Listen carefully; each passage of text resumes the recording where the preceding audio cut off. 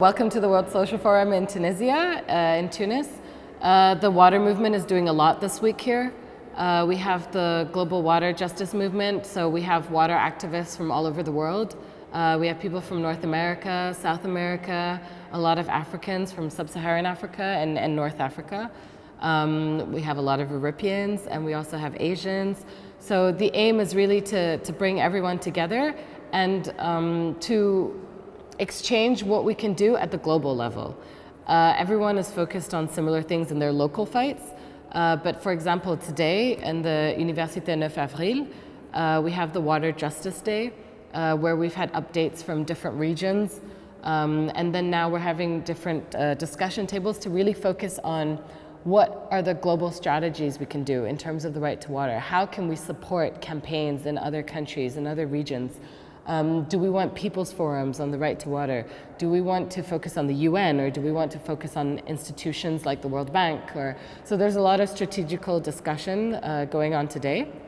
But the rest of the week we will also have time to focus on other issues related to water. Because I think for many years we focused on water services and the privatization of water. Whereas now we really want to make sure that we work together with movements who work on energy, for example, on extractivism, on renewables, but also on fracking, so shale gas, and the impact that it has on our drinking water resources. We want to work with agriculture movements, so La Via Campesina, all the food sovereignty movements, to put the link with agriculture and water. And one of the important things for us as well, and I think this is something different in Tunis, and it's the first time, is to link water and climate.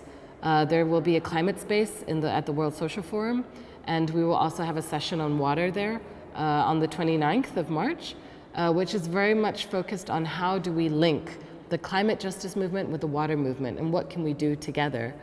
And so at the same time, I would say one aim is really how to merge these different movements, how to share our common goals, so with agriculture, with energy, with climate. And at the same time, for the water movement, it's very important to find North African groups who are working on the same issues. So groups who are fighting water privatization in Tunisia, in Algeria, in Egypt, in Libya, and to really build a sort of Euro-Mediterranean movement or network so that we can work together on them, because we're fighting the same companies and we're fighting the same banks.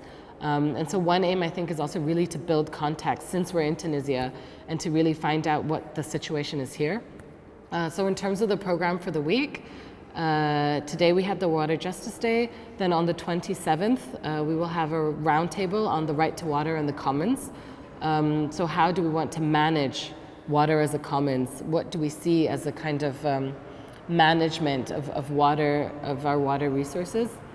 On the 28th, we have a workshop on the financialization of nature. And there we will also talk about this new trend of financialization of water and water trading issues. So whereas before it was very much focused on water services and water privatization, the problem we're having now is actually they want to privatize the water itself, the water resource, and set up these trading mechanisms, almost like the carbon emissions trading system, and to do the same thing for water.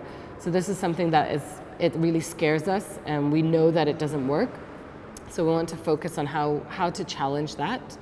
And then the 29th, we're focused on this climate space, on water and climate, and climate adaptation and what's happening to the water resources because of that. So we welcome all of you to our activities. Please follow us and hope to meet you there.